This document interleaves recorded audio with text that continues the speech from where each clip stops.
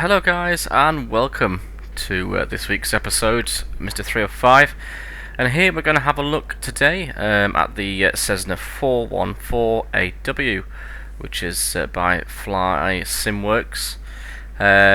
It's available for $39.99 US dollars from Fly Simworks website, where you'll download an installer, where you have access to the aircraft and its recent updates, which has been quite a few since it's released about 6 days ago. You have to remember, guys, it is still a beta release, so it's not a finished product as yet.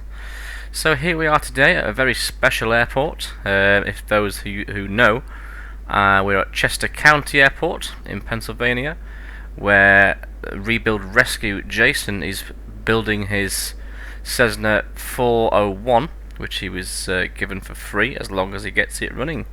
Check out his channel on YouTube, where you can follow him on a weekly basis, where he keeps you updated on the progression of the 401 and what he's doing to it. The latest episode, he's got ammo to come up and clean out his interior that was looked a bit worse for wear. So it is a bit of a special episode today. Like I say, we're at the airport where Jason does his rebuild rescue on the 401, and if you guys watch any of the videos, we'll scroll along here, and his hangar is next to the airport light system, which will be round about down here. So that hangar there is where we're guessing for it to be. Anyway, let's have a look at the 414A, which is what we're interested in today. So this aircraft, I've had it probably about 4 days now. We're currently inside a hangar. This freeware is available at flightsim.to, which also a good bit of kit. And it's a nice little airport actually. It's got a nice long runway, which is canny. So let's have a look at the aircraft and see what we're dealing with externally. So we're going to have a look at the model. We're going to have a look at some of the features it's got. But today we're not going to fly it today. Purely because there's a few niggles involved with it being a beta. There's a few niggles with the honeycomb system that aren't quite working correctly, which I'm using, and I would rather have a stable flight before I do a review and give an honest opinion of it. So today it's just looking at the visuals and finding out what do you get for your money, and we'll have a little look see. So let's start off by looking in the cockpit. I think is probably the best place to start off with, and you'll see here that it looks, I would say this is probably a 1982 model. There's nowhere that kind of confirms the age that it is at the minute, but I say 82 because the yokes are a bit thicker on the later models. But that's probably about it. All I can tell, and the interior is kind of like a cream, updated kind of era of cockpit wise. So the good thing is with this aircraft is you notice there that the fuel system, every time I hit the right click, it becomes active. It's because it's a it's a cross-platform issue with the honeycomb system. So we'll just leave that there. So the cockpit wise, it does look pretty cool. Almost everything in this cockpit works, guys. Okay, which I've played with lots of things. Even the handrails lift up with 12-volt sockets in there, and you've got even in the back. This is pretty cool. You press that, a table folds out, and your drink tray comes out as well. Look at that. It's pretty cool, isn't it? And all your individual lights work in the back of the aircraft when the batteries are on, which I'll show you in a little while. So everything works in the cab. You've got everything from your windows, you've got everything from... Now we'll have a look at the tablet and I'll talk you through that in just a tick. But your windows you can unlock, but you can open, let some air in, shout clear prop. So we'll get that shot. So it does come with a tablet, guys, alright, which controls a lot of the components on the aircraft, static elements and conditions, state conditions, and also tells you a bit of information about the fuel and the wind. To get access to the tablet, all you've got to do is this little triangle up here in the upper window. Just press it once and your tablet will appear on the window. To get rid of the tablet, okay, get it out of the window, get it out of the way because it's pretty big and it gets quite annoying when you're flying. Just press the camera at the top and it'll disappear. So we'll open up the tablet, press the switch on button at the bottom, and you'll see that you're given some options to begin with. Obviously you've got a lot of static elements on here. You've got a GPU which puts power to the aircraft, and it is a petrol power one, which is pretty cool. You've got your doors, you've got your nose doors. In fact, I'll open all these because we'll go out and have a look in a minute, but they're all animated really well. I've got the maintenance section already open just because from the cockpit you can actually see the engines with the nickel blocks there as well, which is a real cool thing on this aircraft. You do have aircraft states. Again, they're not 100% at the minute. In the next kind of display you've got wind information, where winds and standard pressures, just little information that you would have on an iPad when you're flying. And this is quite an interesting one. This is the you walk around check. So when you press on one of these, it'll give you a camera view outside. It's not quite refined just yet. I don't know how to switch across to them. And also it gives you the checklists before takeoff, before taxi, and tells you what to do within the cockpit. So yeah, every button kind of works. I think when you're starting this aircraft, it's always good to make sure that you obviously turn the fuel selectors on, but you will have to slide along and knock the left fuel selector on. A lot of people are saying they're struggling to start this aircraft because they're not switching on the left engine start. That all they're seeing is the right and one there, thinking that's both of them. But there is two down there you have to switch on, and you will have to slide across to get to that. The only niggle I would say with this is this panel here gets in the way of all your navigation light switches around here, your anti-ice. A little bit annoying because you have to kind of bend down to get in there and, you know, work some stuff out as well. But here we are. So in this cockpit I've got the updated variant, so I've got the GTN 750. I also pay for the premium package, so I've got the premium system on there as well, which integrates into this aircraft quite well. Again, the integration between the autopilot system in this aircraft with this GTN 750 isn't perfect yet. It will struggle to capture the ILS, unfortunately, on the VLOC system on this at the minute. There is an update coming out, which I believe 2 days time, on the 5th, which should eradicate this problem. And the updated GTN 750 patch has just been released today, which I haven't downloaded, so we'll try that today, and hopefully we'll get that sorted. What's happening here? Why have I turned around? What's it doing? Oh my god, what's happening? Right. Oh my god, what on earth's happening here? Let's have a look. Okay, we've got a bit of a glitch going on here with the old viewing system for some reason. I use the honeycomb system on this aircraft, so you can see there that every lever is selectable. You know, I can individually work any engine how I like it, which is what you want. Again, it's a little bit buggy, not quite perfect yet, but you know, we're getting there with it as well.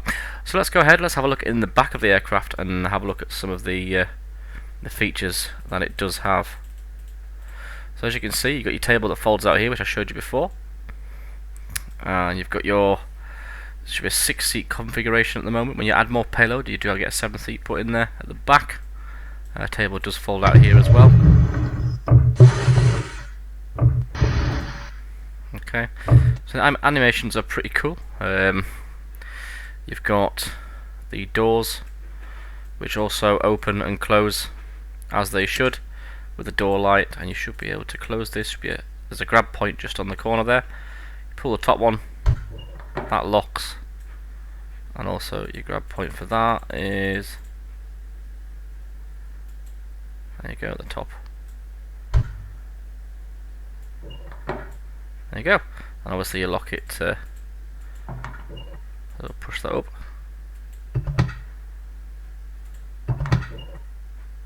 So that's pretty cool.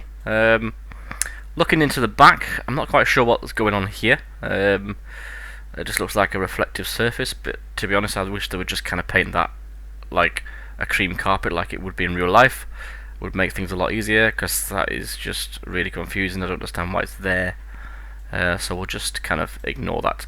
So let's go outside, let's have a look what we're dealing with here. So as you can see now, we've got the all the luggage compartments open. I've also got the maintenance section open, so I've got the oil test section, I've got the fuel caps open. and I've also got the engine covers where you can see the piston engine in there as well. The good beauty about this aircraft is there's a lot of luggage space on these, and that's kind of what they're renowned for. Is that they're a good, good business class kind of family-sized aircraft. You can go away for quite a long time on these because the space is pretty awesome.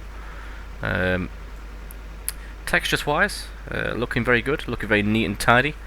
I've got to say they've done quite a good job on the textures.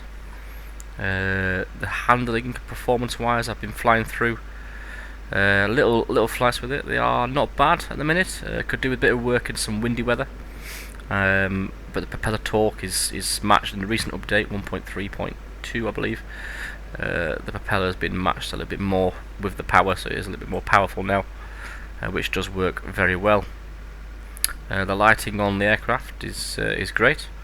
You've got your taxi light at the front there, and you've got underwing landing lights just to the left of the strobe light there, which folds down, which is also a good bit of system to have a look at as well. We'll go around the back of the aircraft. The doors are modelled really well. The ailerons are modelled well. The flap systems are all modelled well, and you've got individual rivets. Yeah, and you know what? It's actually a really nice aircraft to kind of look at it as well. It's a bit of eye candy on the old SimWorld. So what I'm going to do, I'm going to start her up just to show you guys what it sounds like on the ground.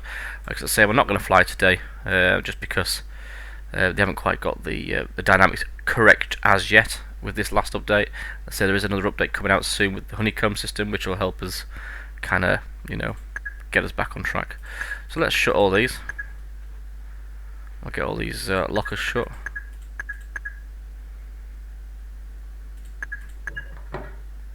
Keep the chocks in because we don't want to be moving anywhere. And what I'm going to do now is I'm just going to turn that off. I'm going to get rid of that iPad, get it out of the way, and I'm going to zoom in here. We're going to turn the batteries master on, and you'll see there.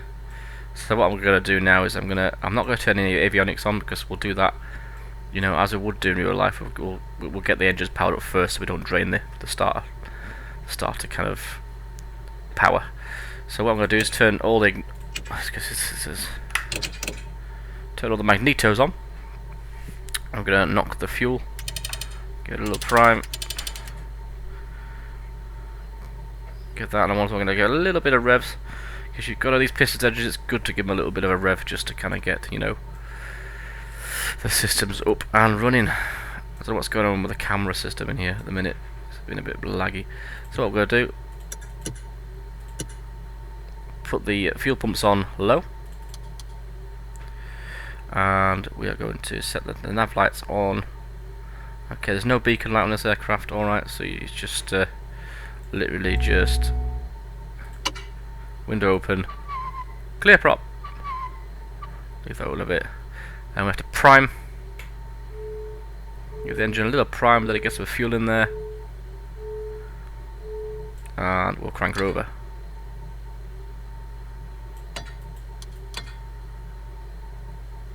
And there is no power. Now, this was a glitch actually in the previous update. Now,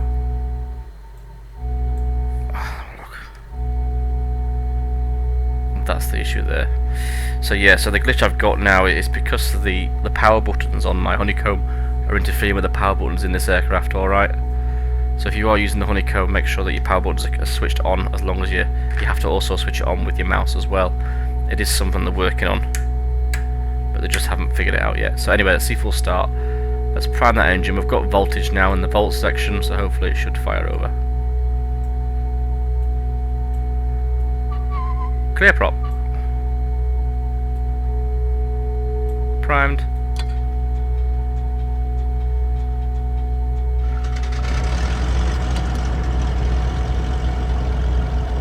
Go. Prime the right. Listen for the turnover.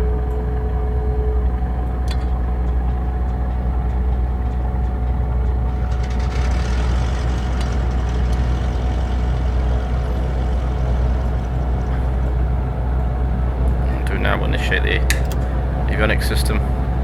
Kilo Mike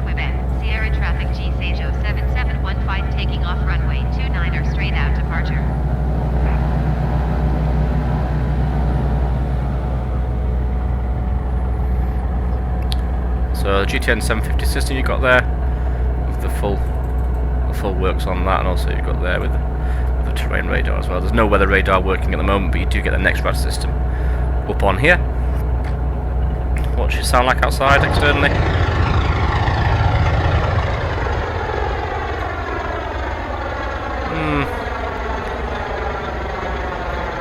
Needs a bit of work on them engines, I'm afraid, the sound.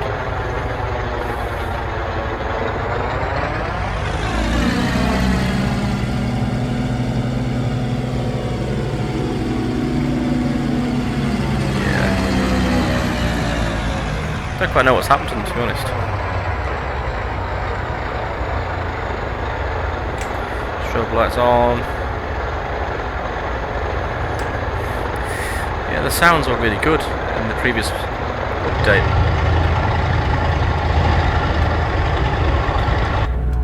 I wouldn't say they were overly great in this one, but never mind. It'll come out in the beta. So I'll do, we'll go ahead and shut the engines down.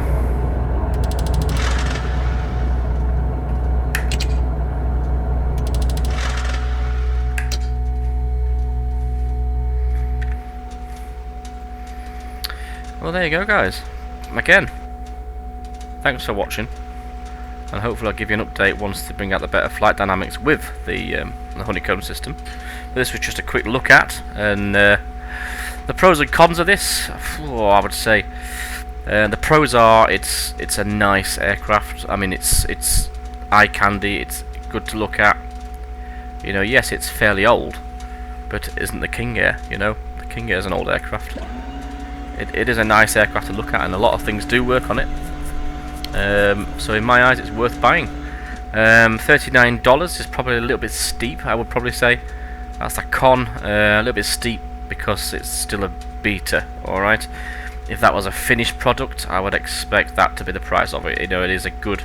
It's up there with, you know, Caronado and stuff like that. It's, if not a little bit better, to be honest. But yeah, $39 for a beta is rather pricey. I like the aircraft, so I ended up paying it because I do love the old Cessnas. I think they're great to fly, with the option to input your new avionics in, which is very much worth it. Other cons, I would say it's a bit heavy on the frames at the minute. I think it still needs to be optimised a little bit. I think they need to. I think some of them are using 4K textures as well. So I think they need to drop the 4K on the outside and bring it back into, you know, kind of 3K or 2K variants, just to be easy on the frames. At the minute, it's only available on PC. I don't know if they're preparing to bring it out on Xbox. I'll probably say no, not at the minute, because there's too many customizationable features on there to probably work it on Xbox at the minute with the coding and stuff. But yeah, it's well worth a buy, guys. I would definitely recommend it. You won't be disappointed. It's like a beach Baron class, but it's just a lot more. I think it's more enjoyable to fly, if I'm honest. A lot more stuff works in it. The Osobo stuff that comes with the game isn't very workable. There's not very much things that work on them. With this, everything you see works. Alright, everything you can touch works, and that's the beauty about this aircraft. Stay safe, guys. Like I say, tune into Rebuild Rescue. You see them, Jason and his gang, rebuilding a 401, which is a nice looking aircraft, very similar to this. This was just its predecessor on the 414, just a pressurized model. Basically, it's all this is. It's the same aircraft, same engines, just this is the pressurized version. But it's very good. Head to his channel, Rebuild Rescue. You'll see Jason and his team on there, and yeah, it's a good laugh, great to watch, fun to be with. Stay safe. Blue skies up. I'll speak to you soon, guys. Thanks for watching.